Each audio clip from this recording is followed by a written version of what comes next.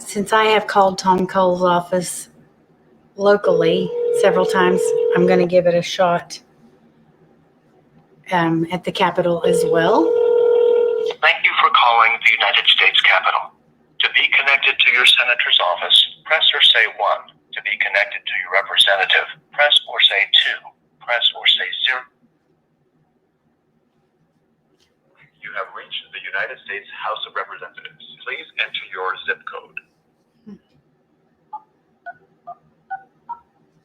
You have entered 73160. If this is correct, press or say 1. If not, press or say 1 for Representative Kendra Horn in District 5. Press or say 2 for Representative Tom Cole in District 4. Press.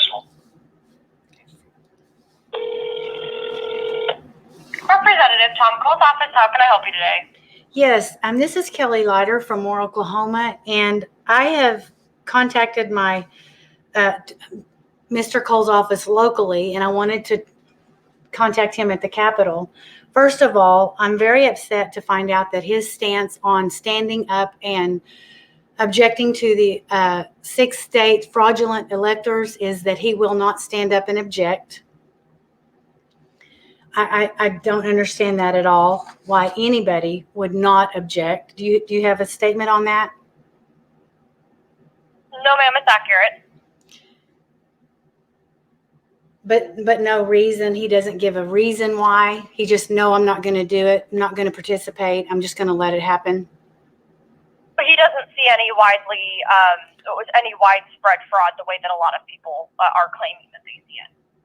He doesn't see it, or he doesn't want to see it. Okay, that's good information. So when the 2 houses then vote separately, according to the 12th Amendment, to accept or reject the objection, do you know how he plans to vote on January 6th? There is no vote. That's kind of a widespread misunderstanding that a lot of Americans seem to have, is that there's going to be like a roll call vote on whether or not to accept the electoral college results, but that's not really how it works. Okay, not to accept the vote. What the 12th Amendment states is that if an objection meets the requirements, then the joint sessions recess, and the 2 houses separately debate that question. And then they vote separately to accept or reject the objection, not the electors, the objection. So then they reassemble, and I'm reading from the 12th Amendment. They reassemble in joint session and announce the result of their respective votes. An objection to the state's electoral vote must be approved by both houses in order for any contested votes to be excluded. Right, that's not a vote. The way that it happens is they go through each of the states, and if there's any objection to a state, then somebody has to object to it.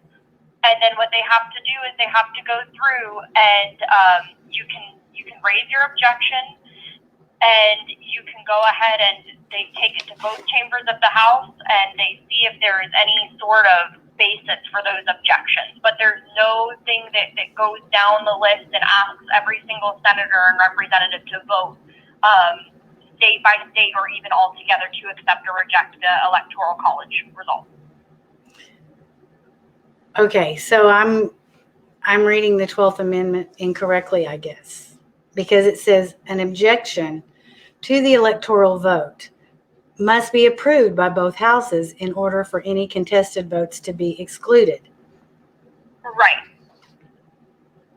That's still not a vote. That means that somebody comes forward and objects to something, and then both chambers of the House, because we're a bicameral legislation, so the House and the Senate, both have to decide whether or not there is basis to that objection. And then that's how do they decide that? How is that decided? I believe that they have to have a debate, and then they come to some sort of conclusion. I'm not sure. It looks like, bipartisan representatives of both chambers read the results out loud and do an official count of all the votes. And And then if there is an objection, Account of all of what the teller- votes? Huh? You said, and does an account of all the votes. What votes are we talking about right there? the electoral vote.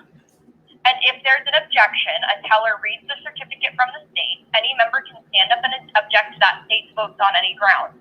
However, the presiding officer of the chamber will not hear the objection unless it is in writing and signed by both a member of the House and a member of the Senate.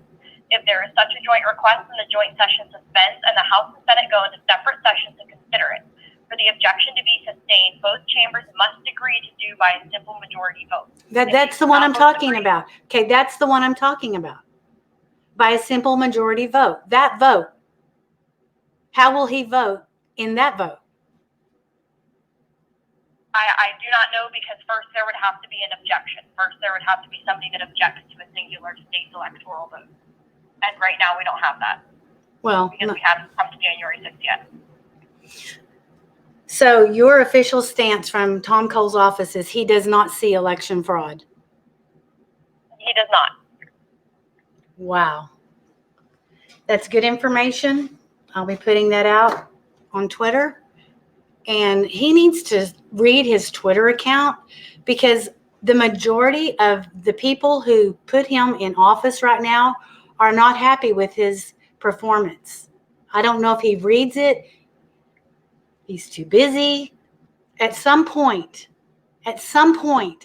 our Republican representatives have to open their eyes and see that we are on a precipice of losing our country, our freedoms as we know it. And it's one or two things. He sees it and he doesn't care, or he's a part of it. Either way, that's not somebody who represents me anymore. I have voted for him every time he's been on my ballot. And now he stands.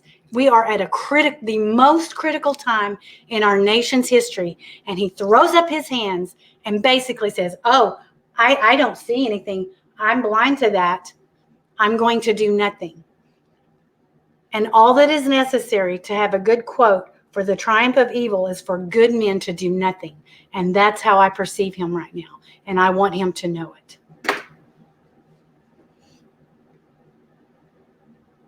Yes, ma'am, and I will certainly go ahead and pass that along to him. Thank you very much. I will tag you on Twitter when I post this. Okay. Thank you. There you heard it. Oh my gosh. Tom Cole sees no evidence of fraud. Admitted by his office. Boy, did I screw up voting for him. I know these videos get to be long, but let me tell you something. This is good information, and we better pay attention, and we better do something, and we better let him know that he is supposed to represent us, which at this point he is not representing the mass.